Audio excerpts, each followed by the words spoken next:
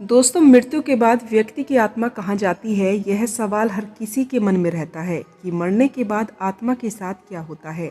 दोस्तों, मृत्यु के बाद व्यक्ति कहाँ जाता है, इसे शास्त्रों में वर्णित किया गया है। आइए दोस्तों, जानते हैं कि मृत्यु के बाद का रहस्य। राधे राधे दोस्तों, स्वागत है आपका अपने YouTube चैनल पर जिसका नाम है जस्ट फील इट। दोस्तों, आत्मा का रहस्य धर्मशास्त्रों में वर्णित है। जो लोग धर्मशास्त्र की बातों को पूर्ण रूप से सत्य मानकर अनुसरण करते हैं, उन्हें आत्मा पूर्वजन्म के विधान पर कोई संशय ही नहीं होता। ऋषि महर्षियों ने अपने योग आदि बल से समूचे ब्रह्मांड का निरीक्षण कर धर्मशास्त्र की रचना मानव कल्याण के मार्गदर्शन हेतु की है। दोस्तों, मृत्यु के बाद आत्मा के साथ क्या क्या होता है, आत्मा के साथ क्या क्या घटनाएं घटती है, आत्मा कहाँ जाती है, आगे की दुनिया कैसी होती है, विज्ञान की नज़रों में यह सब अभी तक एक रहस्य बना हुआ है। क्योंकि एक बार शरीर को त्यागने के बाद वापस उस शरीर में वापस आना असंभव होता है, इसलिए आत्मा के संबंध में एकमात्र प्रमाण धर्मशास्त्र ही बचा है।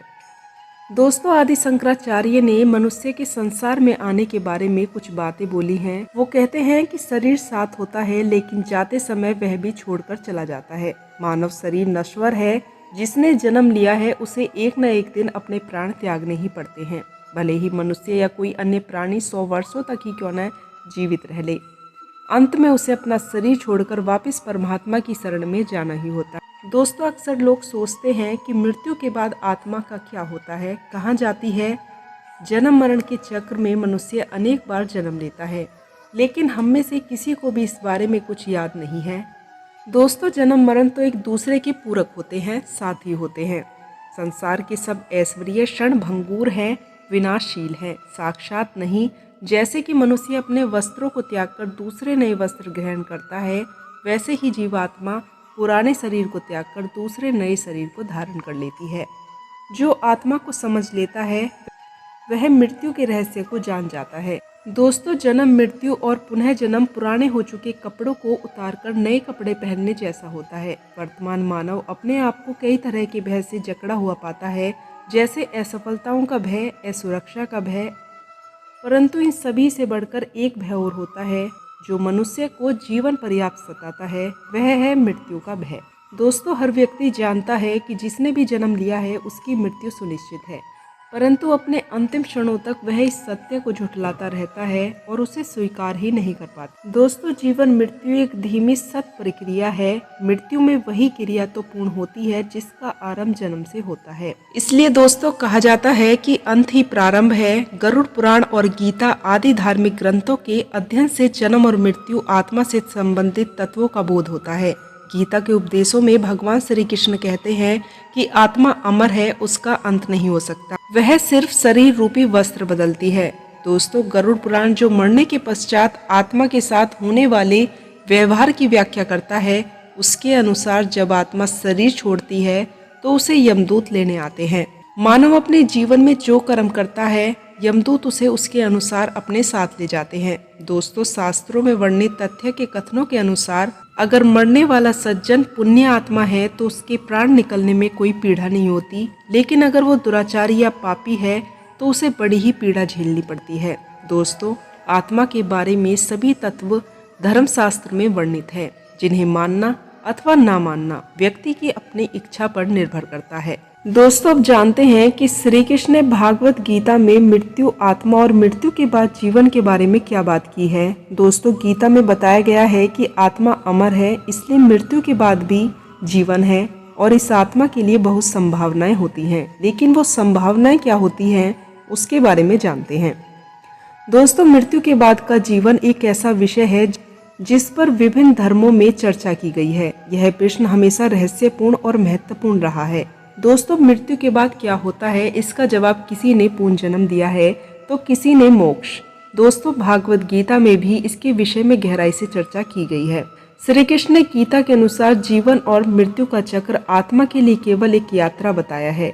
दोस्तों, गीता में इसके बारे में कहा गया है कि आत्मा का न जन्म होता है न ही मृत्यु होती है। यह नित्य, अजर, अमर और साक्षात है। शरीर के नष्ट होने पर आत्मा का विनाश नहीं होता। दोस्तों, भगवान श्री कृष्ण ने गीता में बताया है कि मृत्यु केवल शरीर की होती है, आत्मा का नाश नहीं होता।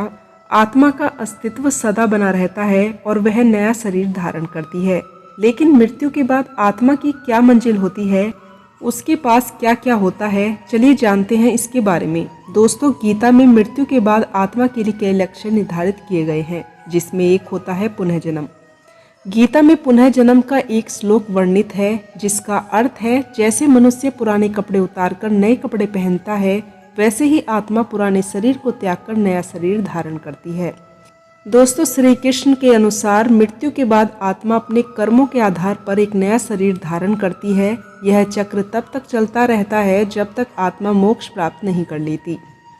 दोस्तों, गीता मृत्यु के बाद आत्मा के भविष्य के निर्धारण पर मुख्य आधार कर्म को मानती है। दोस्तों, गीता के श्लोकों के अनुसार ही आत्मा को उनके कर्मों के अनुसार नया जीवन मिलता है। दोस्तों, गीता में यह भी स्पष्ट किया गया है कि हमारे कर्म अच्छे या बुरे मृत्यु के बाद आत्मा के अगले जीवन पर निर्धारित करते हैं। अच्छे कर्म करने वाले उच्च लोकों के स्वर्ग या मोक्ष की ओर ले जाते हैं, जबकि बुरे कर्म करने वाले निम्न लोकों में अधोगति या दुखमय जीवन की ओर ले जाते हैं। दोस्तों, गीता में आत्मा की एक और मंजिल बताई गई है।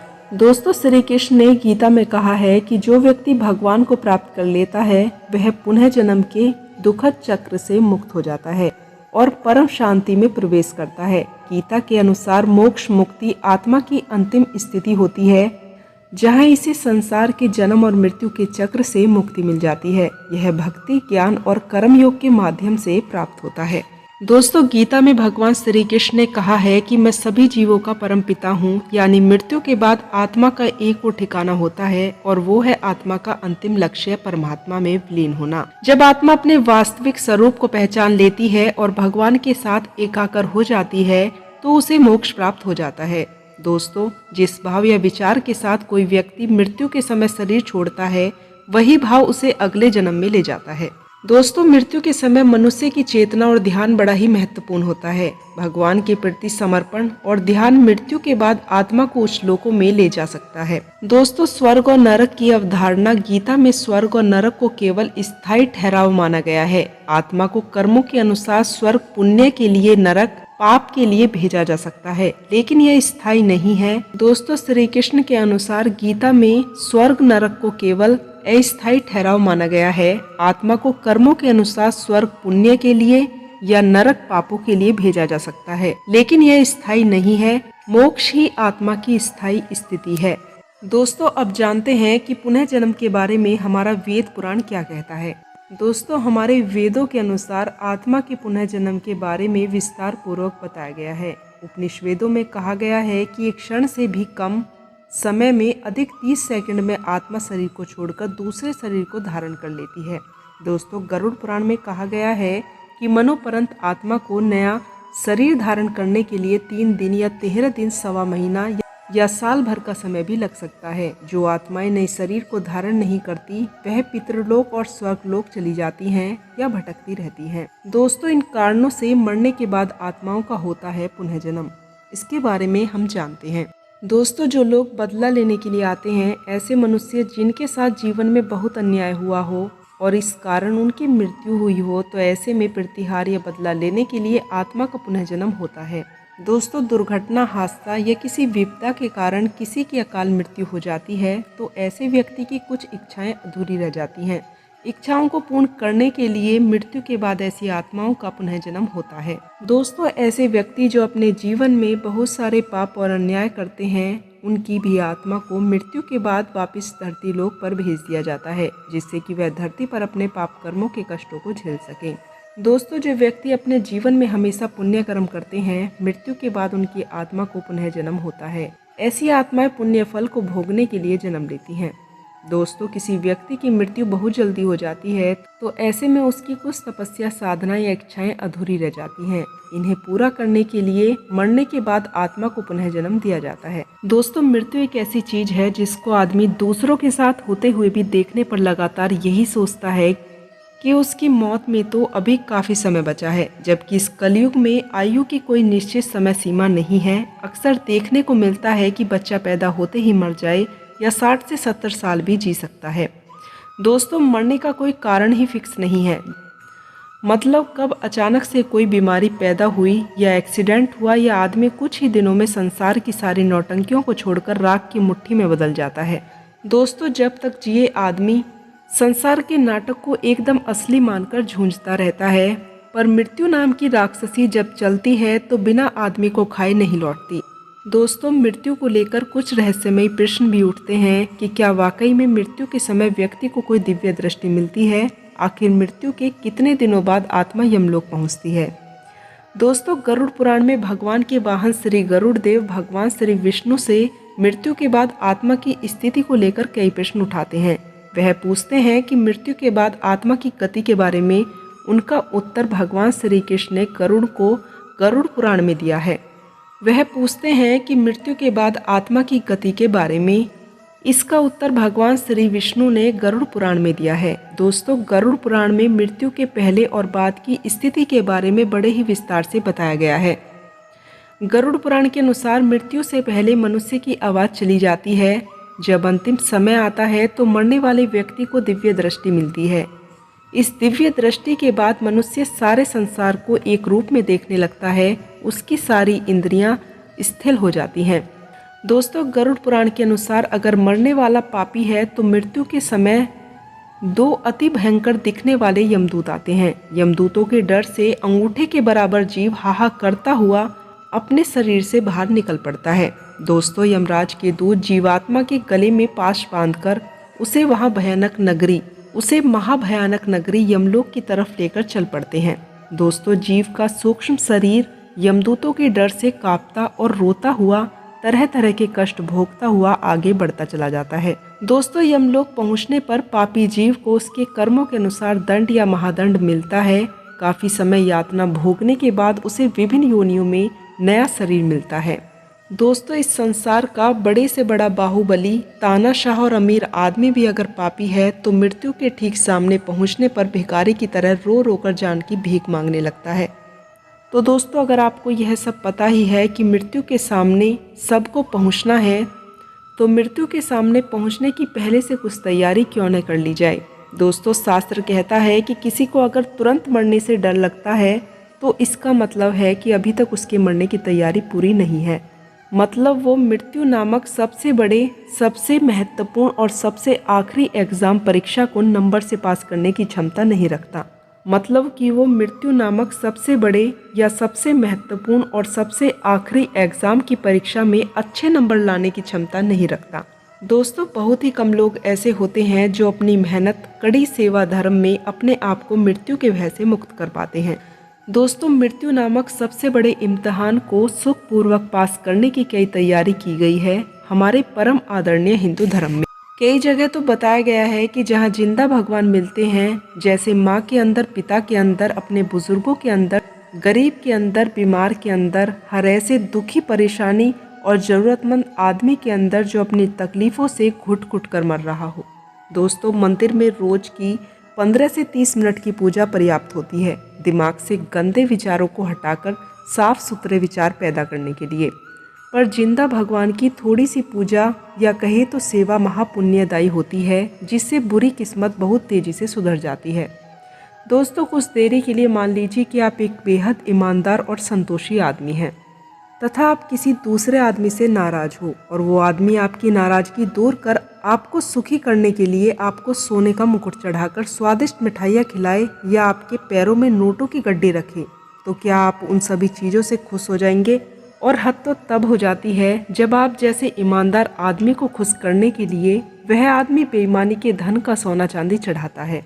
दोस्तों, अब अगर आदमी आपको खुश करने के लिए आपकी बजाय आपके ही गरीब बेटे के दुख दूर करने का प्रयास करे, तो निश्चित ही आपकी नाराजगी उस आदमी के लिए धीरे धीरे कम होने लगेगी। दोस्तों, ठीक यही स्थिति भगवान के साथ भी होती है। मतलब भगवान के ही बनाए सोने, चांदी, हीरे, मोती, रुपए, पैसे आदि सब कुछ हैं, तो फिर उन्हीं की चीज़ें उन्हें देकर लोग कौन सा कमाल कर रहे हैं। दोस्तों, हमेशा याद रखने वाली बात यह है कि अब तक करोड़ों मूर्ख लोगों ने इस पृथ्वी की ज़मीन को अपना होने का दावा कर लिया है और वो सब के सब उसी ज़मीन में दफन हो गए। दोस्तों, इस दुनिया में कोई भी चीज़ किसी के जोर से नहीं टंगी है, पर जब तक वो उसके पास है तब तक वो उसे दान सेवा कर महापुण्य जरूर कमा सकता है। दोस्तों, नारद पुराण के अनुसार सेवा धर्म का अपने जीवन में पालन करने वाला आदमी जब मरता है तो उसके मरने पर यमराज के भयंकर दूत नहीं बल्कि भगवान के अति सुंदर गण आते हैं और उसे बहुत आदर सम्मान से दिव्य विमान में बिठाकर भगवान के लोक ले जाते हैं, जहां वे कल्पना से भी परे परम सुख को प्राप्त करता है। दोस्तों, अब जानते हैं कि श्री कृष्ण ने भागवत गीता में मृत्यु, आत्मा और मृत्यु के बाद जीवन के बारे में क्या बात की है। दोस्तों, गीता में बताया गया है कि आत्मा अमर है, इसलिए मृत्यु के बाद भी जीवन है और इस आत्मा के लिए बहुत संभावनाएं होती हैं। लेकिन वो संभावनाएं क्या होती हैं उसके बारे में जानते हैं। दोस्तों, मृत्यु के बाद का जीवन एक ऐसा विषय है जिस पर विभिन्न धर्मों में चर्चा की गई है। यह प्रश्न हमेशा रहस्यपूर्ण और महत्वपूर्ण रहा है। दोस्तों, मृत्यु के बाद क्या होता है इसका जवाब किसी ने पुनर्जन्म दिया है तो किसी ने मोक्ष। दोस्तों, भागवत गीता में भी इसके विषय में गहराई से चर्चा की गई है। श्री कृष्ण ने गीता के अनुसार जीवन और मृत्यु का चक्र आत्मा के लिए केवल एक यात्रा बताया है। दोस्तों, गीता में इसके बारे में कहा गया है कि आत्मा का न जन्म होता है न ही मृत्यु होती है। यह नित्य, अजर, अमर और साक्षात है। शरीर के नष्ट होने पर आत्मा का विनाश नहीं होता। दोस्तों, भगवान श्री कृष्ण ने गीता में बताया है कि मृत्यु केवल शरीर की होती है, आत्मा का नाश नहीं होता। आत्मा का अस्तित्व सदा बना रहता है और वह नया शरीर धारण करती है। लेकिन मृत्यु के बाद आत्मा की क्या मंजिल होती है, उसके पास क्या क्या होता है, चलिए जानते हैं इसके बारे में। दोस्तों, गीता में मृत्यु के बाद आत्मा के लिए कई लक्ष्य निर्धारित किए गए हैं, जिसमें एक होता है पुनर्जन्म। गीता में पुनर्जन्म का एक श्लोक वर्णित है जिसका अर्थ है, जैसे मनुष्य पुराने कपड़े उतारकर नए कपड़े पहनता है, वैसे ही आत्मा पुराने शरीर को त्याग कर नया शरीर धारण करती है। दोस्तों, श्री कृष्ण के अनुसार मृत्यु के बाद आत्मा अपने कर्मों के आधार पर एक नया शरीर धारण करती है। यह चक्र तब तक चलता रहता है जब तक आत्मा मोक्ष प्राप्त नहीं कर लेती। दोस्तों, गीता मृत्यु के बाद आत्मा के भविष्य के निर्धारण पर मुख्य आधार कर्म को मानती है। दोस्तों, गीता के श्लोकों के अनुसार ही आत्मा को उनके कर्मों के अनुसार नया जीवन मिलता है। दोस्तों, गीता में यह भी स्पष्ट किया गया है कि हमारे कर्म अच्छे या बुरे मृत्यु के बाद आत्मा के अगले जीवन पर निर्धारित करते हैं। अच्छे कर्म करने वाले उच्च लोकों के स्वर्ग या मोक्ष की ओर ले जाते हैं, जबकि बुरे कर्म करने वाले निम्न लोकों में अधोगति या दुखमय जीवन की ओर ले जाते हैं। दोस्तों, गीता में आत्मा की एक और मंजिल बताई गई है। दोस्तों, श्री कृष्ण ने गीता में कहा है कि जो व्यक्ति भगवान को प्राप्त कर लेता है वह पुनः जन्म के दुखद चक्र से मुक्त हो जाता है और परम शांति में प्रवेश करता है। गीता के अनुसार मोक्ष मुक्ति आत्मा की अंतिम स्थिति होती है, जहां इसे संसार के जन्म और मृत्यु के चक्र से मुक्ति मिल जाती है। यह भक्ति, ज्ञान और कर्म योग के माध्यम से प्राप्त होता है।